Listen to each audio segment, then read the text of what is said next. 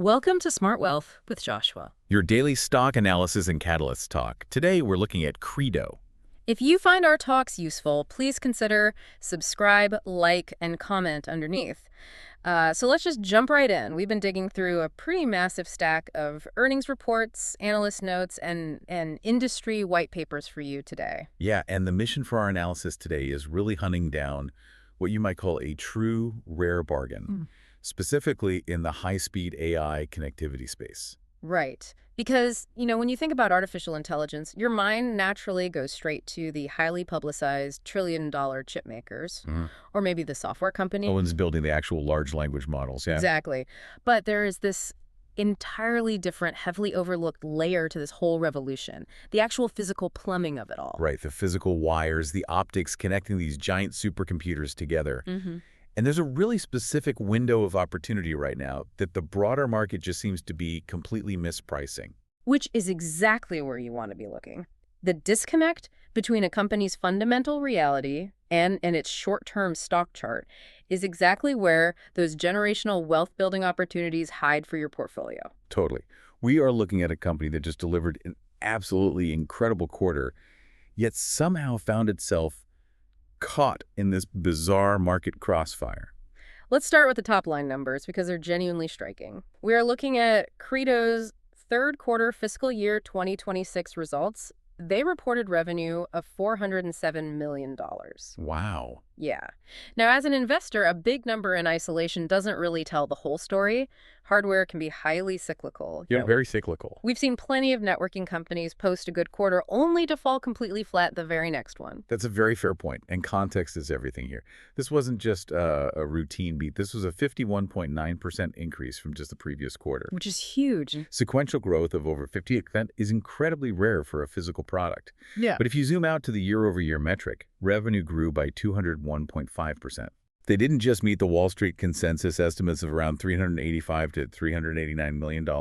They absolutely flew past them. Right, and tripling your revenue year over year in a highly competitive hardware space, I mean, that usually implies a massive fundamental shift in market share. Exactly. It's the kind of growth you typically only see in a viral software startup, not an infrastructure play. But let's pause right there and apply a bit of skepticism. Tripling revenue is great, but what does it actually cost them to get that revenue? In this sector, you often see companies slashing prices just to win contracts, which completely destroys their profitability. So are they actually making real money on that $407 million?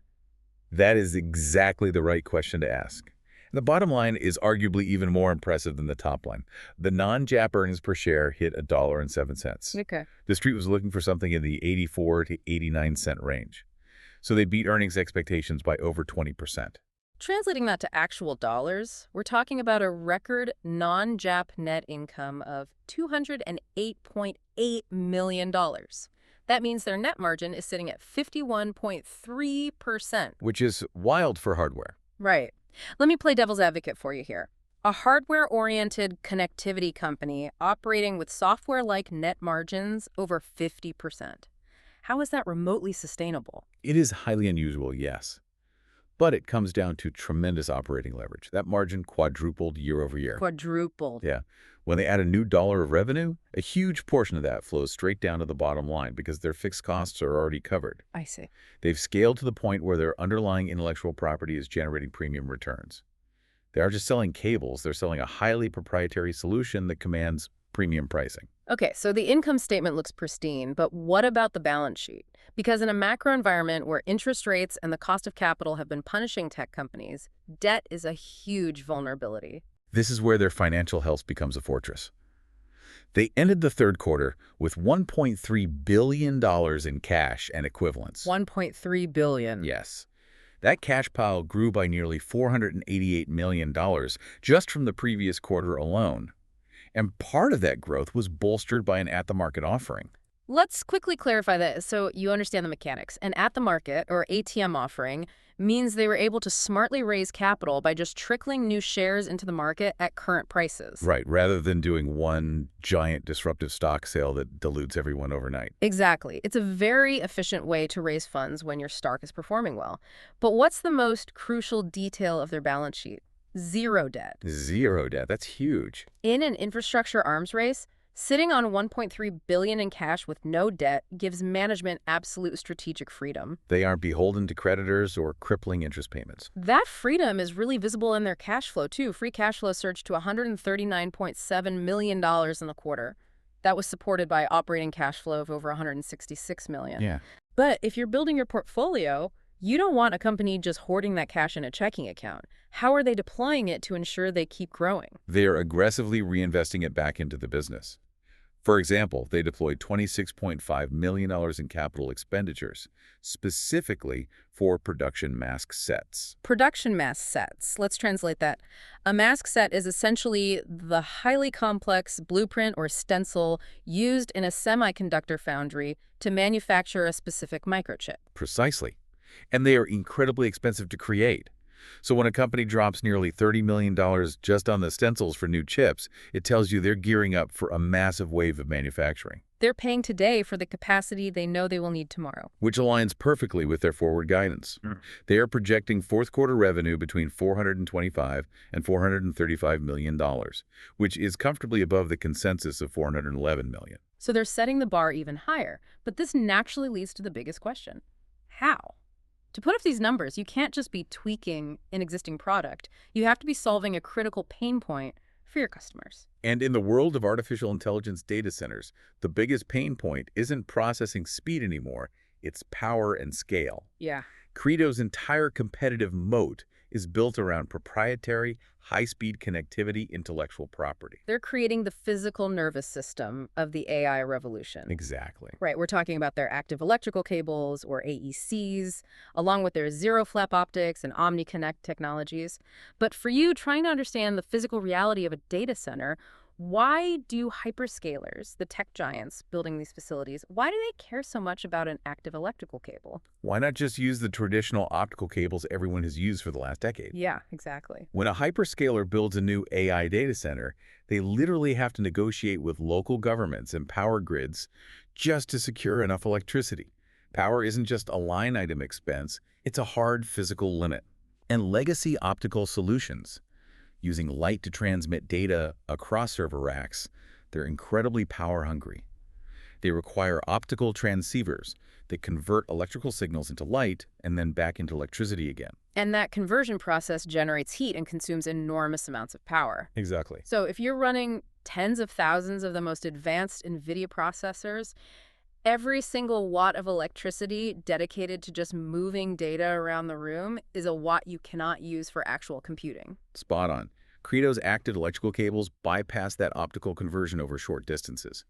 They offer drastically superior power efficiency within the server racks. So by switching to Credo's solution, a data center can shave a significant percentage off its networking power budget. And that saved electricity is instantly rerouted to power hundreds of additional AI processors. It's fundamentally about maximizing your computing real estate. That perfectly explains why the demand is so intense right now. They have surging orders from 5 major hyperscalers. When 5 of the wealthiest tech companies on the planet are standardizing their multi-billion-dollar infrastructure around your specific cables, you have a serious advantage. Absolutely. But let me push back again. If this technology is so great, why wouldn't a networking heavyweight like Broadcom or Marvell just copy it, undercut them on price, and take the market back? It comes down to switching costs and deep architectural integration. When a hyperscaler designs a data center around Credo's specific power profiles and form factors, it gets woven into the very fabric of the facility. Ripping all of that out and redesigning it for a competitor's product would just be a logistical nightmare. And incredibly expensive. So once they're in, they're locked in. Highly entrenched. Furthermore, Credo has secured a crucial first-mover advantage in the upcoming 1.6T Ethernet ramps. 1.6T. That stands for 1.6 terabits per second. To put that kind of data transfer speed into everyday terms, it's the equivalent of downloading hundreds of high-definition movies in a single blink of an eye. It's the absolute bleeding edge for data centers. And Credo is already establishing the standard for that next generation of speed. They aren't just reacting to the market, they're setting the pace. Okay, so we've established a phenomenal fundamental picture here for you. Tripling revenue, no debt, 50% net margins, and a technological stranglehold on the top 5 hyperscalers. Which brings us to the elephant in the room. Stock price. The stock price. On March 3rd, 2026, the day after this pristine earnings report, the stock plunged 18.55%, closing down at around $93. Is a violent reaction. To an outside observer, seeing nearly a fifth of a company's market cap wiped out after they tripled their revenue is baffling. It completely defies logic. So if you're an investor looking at your screen that morning, you're thinking, what did I miss? What is broken? Let's unpack the bear case. Why did Wall Street algorithms and short-term traders hit the panic button? The primary catalyst for that drop hinges on two words: gross margin compression. In the third quarter, their non-GAAP gross margin hit an absolute peak of 68.6%. It was mathematically flawless. Right. However, management provided guidance that in the fourth quarter, gross margins would normalize down to a range of 64 to 66%. Wait. As an investor, compression is a terrifying word. How do you know this isn't exactly what I warned about earlier? How do we know they aren't being forced to slash their prices because a competitor like Broadcom is actually eating their lunch? That's the critical distinction between a broken thesis and a buying opportunity. The gross margin is compressing not because they're cutting prices to survive, but because of the operating expense ramp required for that 1.6T networking rollout we just discussed. So they are spending heavily right now to manufacture and deploy the next generation of their technology. Correct. It's a planned, necessary expenditure to capture future market share. They're absorbing higher costs up front as they scale the new product lines. Wall Street algorithms are programmed to sell whenever they read the phrase lower margins, completely ignoring the context of why those margins are lower. Makes sense. The bears also pointed to high client concentration as a risk factor, the fact that they rely heavily on just 5 major hyperscalers. But honestly, is that really a risk? If you're providing the plumbing for the AI boom, high concentration among the 5 entities spending hundreds of billions of dollars on data centers seems like exactly where you want to be. Who else are you going to sell AI supercomputer cables to? A local credit union. You hit the nail on the head. Traditional financial models view any customer concentration over 10% as an automatic red flag. But in the highly specialized world of hyperscale infrastructure, having the top 5 giants as your core customers is a badge of absolute dominance. And it seems the smart money figured this out very quickly, because that 18% plunge did not last. Over the next few trading sessions, the stock experienced a rapid snapback, gaining back between 10 to 12%. That rapid recovery on heavy trading volume is incredibly telling. It signals a potential higher low formation on the technical charts, which indicates very strong dip buying momentum. The initial drop was essentially an AI trade hangover. Right, the broader market has been so hypervolatile that any perceived imperfection, even a planned temporary margin dip due to expansion, gets severely punished by short-term traders. Exactly. But the quick recovery suggests that deeper pockets stepped in. They looked past the short-term noise and bought the fundamental reality. While we don't have the finalized 13F filings or recent Form 4 cluster buying data just yet. And for those unfamiliar, 13F filings are the mandatory quarterly reports that show us what the big institutional funds are buying.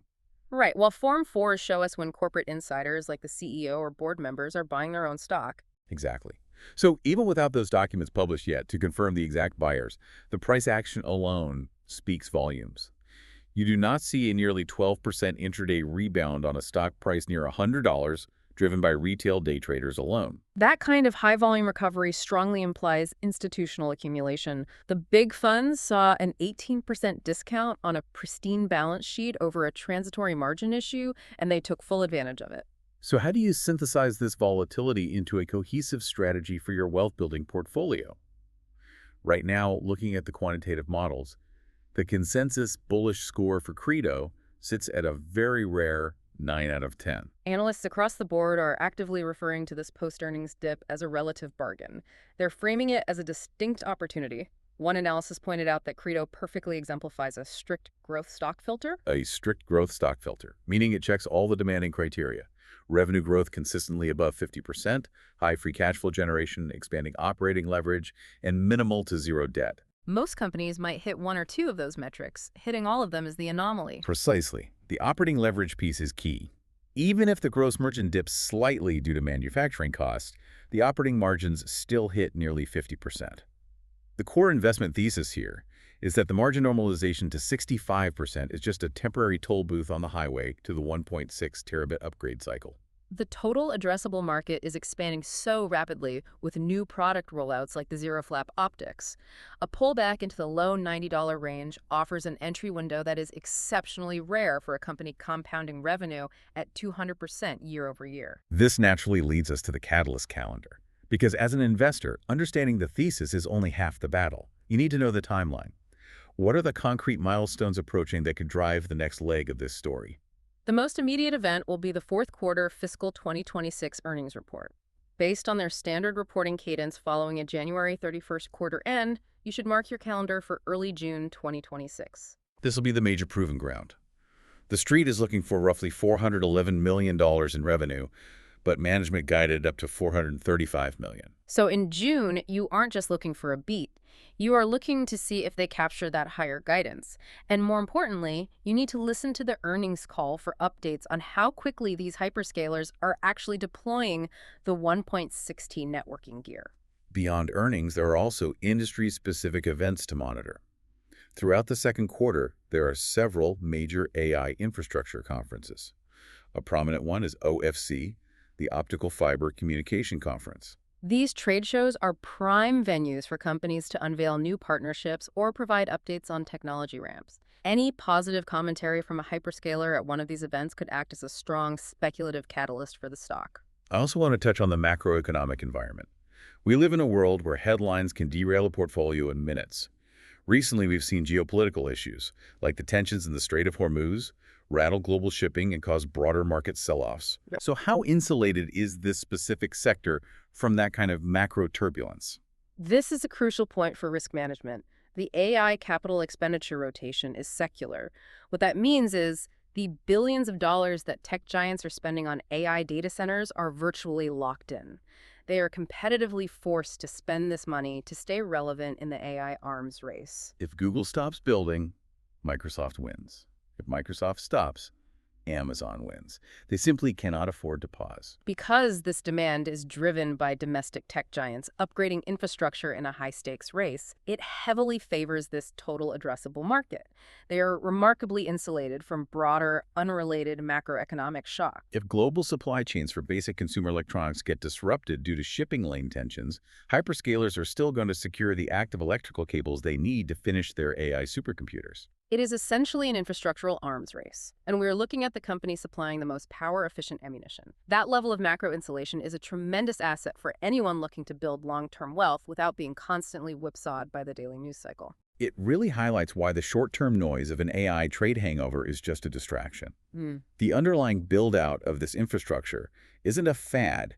It is a multi-year and likely multi-decade architectural shift in how human computing is structured. Let's bring this all together. The final takeaway for your target horizon is clear. The data suggests that Credo is positioned not as a quick, speculative swing trade, but as a robust, multi-year hold directly into the heart of the AI infrastructure supercycle. They have the $1.3 billion in cash, they have zero debt, they have the proprietary technology, and they have the deeply entrenched hyperscaler relationships to ride this wave for years to come. As you evaluate how to position your own portfolio in the tech sector, I want to leave you with a final, lingering thought. Consider the broader competitive landscape. If a single specialized high-speed connectivity player can secure a virtual stranglehold on 5 of the world's largest tech giants simply by offering drastically better power efficiency. What does that tell you about the vulnerabilities of the legacy optical giants? Exactly. The massive old guard networking companies who for years assumed their data center moats were completely impenetrable. Are we witnessing the quiet dethroning of the old guard in the networking infrastructure, happening right beneath the surface of the AI boom? It's a fascinating question and something to carefully consider as you search for true, durable value in the market.